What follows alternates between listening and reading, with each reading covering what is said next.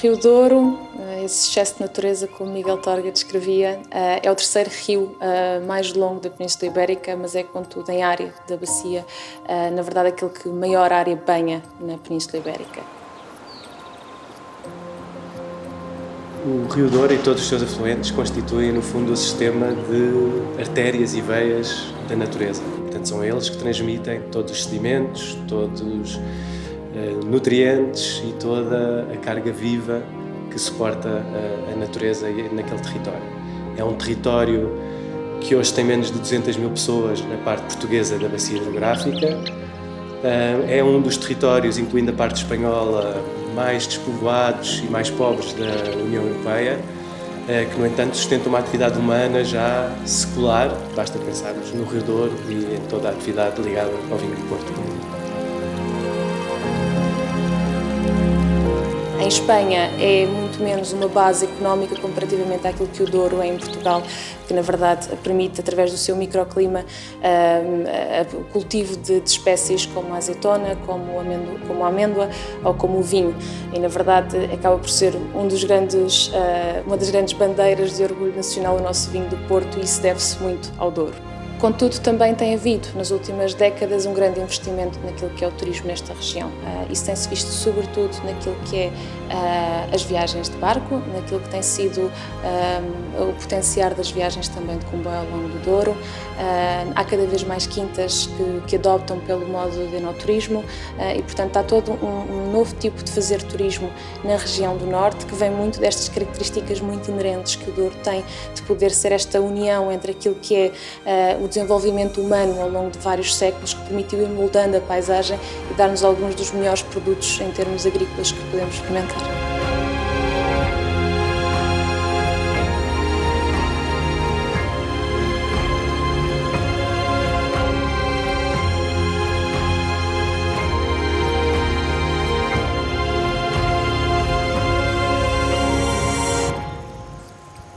Eu adquiri a propriedade em 1994, portanto há 24 anos. As casas estavam em ruínas, mas eu deixei-me enamorar por este local e então comecei a pesquisar até que encontrei aqui a propriedade e acabei por comprar. Tinha que ser ao pé do rio ou de um lago, não é? Dado o gosto que eu tinha e tenho, pela natureza e pela pesca, etc.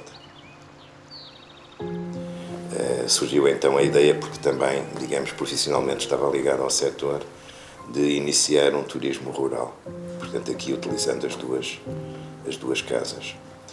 E foi isso que aconteceu, mas que se iniciou apenas em 2012, não é? Portanto há cerca de 6 anos. E tem vindo a crescer todos os anos, quer na parte, digamos, do alojamento. Portanto, isto funciona como um bed and breakfast, alojamento e pequeno almoço, quer na parte do enoturismo. De facto, é uma atividade que tem registrado, penso que a nível geral, aqui também, um crescimento enorme.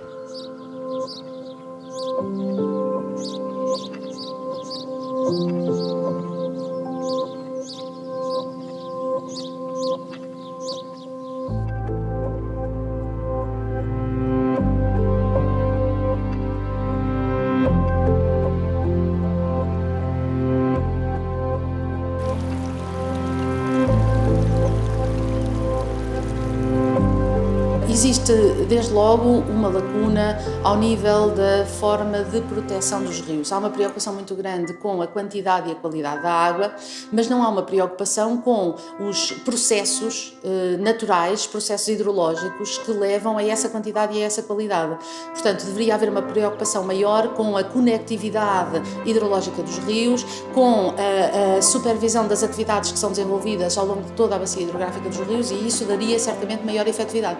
Também ao nível da fiscalização e sanções das atividades que são suscetíveis de prejudicar os rios, há algumas lacunas.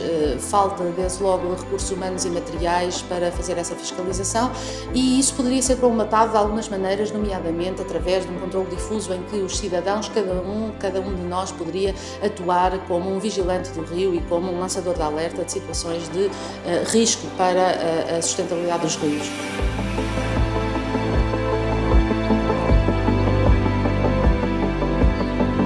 Embora não esteja expressamente prevista na lei a remoção de barragens, ela é permitida porque se trata de uma atividade de restauração da qualidade ambiental. Um rio deve correr e fluir naturalmente, permitindo a conectividade de diferentes setores do rio. Uma barragem é um obstáculo artificial construído pelo homem e, por isso, removê-lo é algo que deveria, ab início, estar previsto quando se prevê a construção de uma barragem. Na avaliação de impacto ambiental deve ser analisada todo o ciclo de vida do projeto, portanto, desde o início da construção da barragem até ao seu funcionamento, até à sua desativação. Portanto, isso já deveria estar previsto desde sempre, até porque nós sabemos que as barragens não são eternas, há riscos ligados às barragens antigas, em virtude até do cansaço do material. O betão não é um material eterno, infelizmente. Portanto, é possível, sim, remover obstáculos dos rios.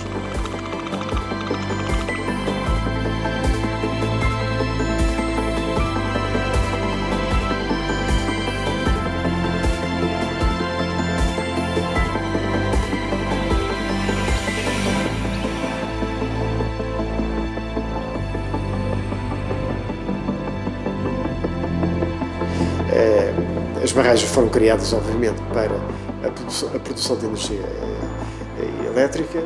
Isto também tem a ver com a história do Douro, mas quando me perguntas qual é que é o impacto das barragens, como eu disse, o rio, por estas circunstâncias, é um rio completamente artificial, é uma estrada fluvial. Portanto, se vamos ver, as margens não correspondem a margens naturais, praticamente não existe vegetação ribeirinha nas margens, existe um grande impacto, porque estamos a falar em rios em que a própria dinâmica fluvial, a variação hidrológica, a variação dos caudais, enfim, funciona em termos de ciclos.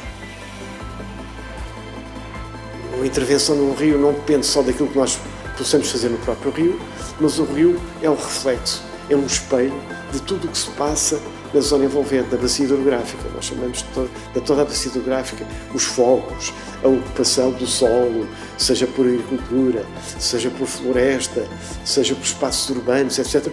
Tudo isso, portanto, o espelho de tudo o que se passa na bacia de drenagem, da bacia hidrográfica, é exatamente o rio. Portanto, deixamos de ter um curso de água, por exemplo, em que o habitat típico são pedras, gravilhas, etc., e vai-se ficar colmatado, isto é, vai ficar preenchido por sedimentos finos, por areia, por limo, que vêm exatamente arrastados pela bacia de drenagem. Portanto, a pobreza em zonas de areia, em termos de diversidade e em termos de quantidade, é baixíssima. Ora, não havendo invertebrados, por exemplo, que constituem a alimentação principal dos peixes, obviamente que os peixes são afetados, desaparecem. Portanto, toda a cadeia alimentar é completamente alterada e ela começa essa situação pelo que se passa à volta do rio. Por outro lado, as zonas envolventes da ligação com o meio terrestre são zonas ribeirinhas, e essas zonas ribeirinhas representam realmente as zonas de maior biodiversidade global. A nível do globo, onde vamos encontrar maior número de espécies, vai ser nestas zonas de ligação entre o meio aquático e o meio terrestre. Porque aí vamos encontrar simultaneamente espécies do meio aquático e espécies do meio terrestre, e quer umas quer outras necessitam destas zonas para completar o seu desenvolvimento. E as zonas ribeirinhas só existem em rios livres e, portanto, rios não artificializados.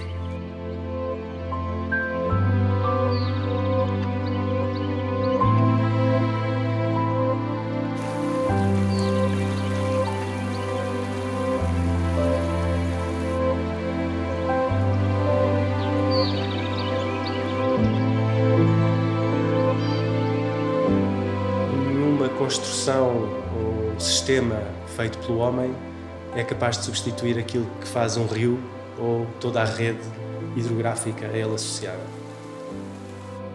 As margens de uma albufeira são praticamente um deserto, como muitos de nós sabemos.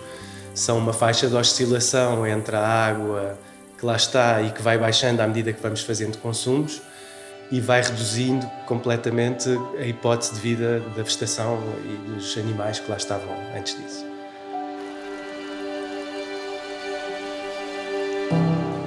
As grandes barragens têm, de facto, impactos muito significativos, e isto agrava-se cada nova barragem que se faz. Hoje em dia, cerca de 25% da nossa eletricidade provém de hidroelétricas, é mais do que suficiente, elas são úteis para alguma regulação do sistema, mas temos de facto de encontrar alternativas. E sobretudo num contexto de alterações climáticas, em que por um lado vamos ter que substituir a produção termoelétrica e por outro lado a própria alteração climática também faz com que haja cada vez menos água disponível e portanto temos que depender menos da hidroelétrica e não mais.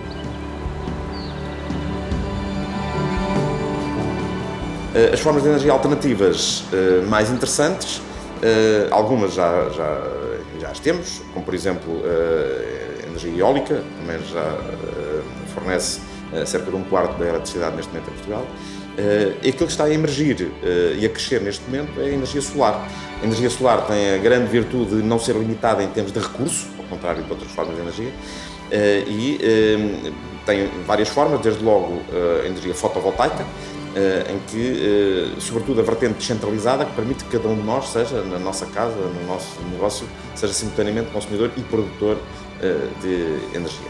Portanto, na verdade, temos muitas alternativas hoje em dia que é possível, efetivamente, substituir, vamos chamar, as velhas energias, como a energia grande hídrica ou a energia termoelétrica. É esse o objetivo.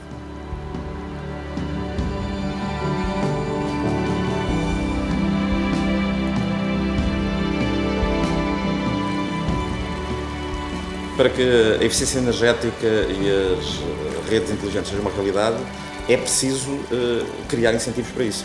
Parte do nosso trabalho tem sido desenvolver e propor medidas concretas de promoção da eficiência energética e de promoção da produção descentralizada com energias renováveis mais limpas.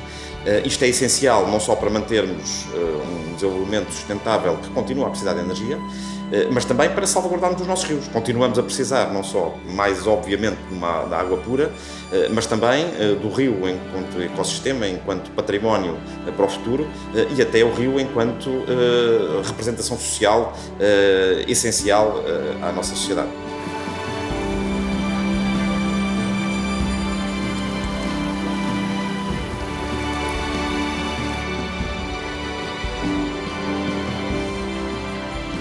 Em Portugal, muito pouco é feito para monitorizar rios e muito menos ainda para os proteger. Temos toda a legislação comunitária que permitiriam fazer isso, que exigem até da nossa parte que o façamos, mas na verdade é que estamos muito atrasados. Pegando no caso do Rio Douro, falamos que nos últimos relatórios mais de 60% das massas de água tinham o estado químico desconhecido, ou seja, nós quimicamente não sabíamos quais eram os poluentes que podiam estar naquela massa de água. O que, por outro lado, inviabiliza quase que por completo nós analisarmos quais são as possíveis medidas que possamos implementar nessa zona para melhorar o estado. E, portanto, nesse sentido, sim, se eu não conheço aquilo que se passa nos rios, também não consigo protegê-los. De facto, eu estou aqui a falar do recurso que é dos bens mais essenciais à existência humana e, portanto, preservá-la deve estar na minha primeira linha de atuação. Nós precisamos de pensar isto como uma grande unidade, por assim dizer. Não é só o Douro, não é só aquela parte do Douro, é o Douro e os seus afluentes, os afluentes desses afluentes, e portanto tudo vai ter uma implicação ao longo destas veias, não é? Tudo vai ter uma implicação, o que eu faço num sítio vai ter uma implicação com aquilo que estão a fazer num outro sítio mais abaixo. Portanto, essa gestão tem que ser uma prioridade para conseguirmos perceber exatamente que rios é que nós queremos ter daqui a 20, 30, 40 anos, dos quais vamos seguramente continuar a depender.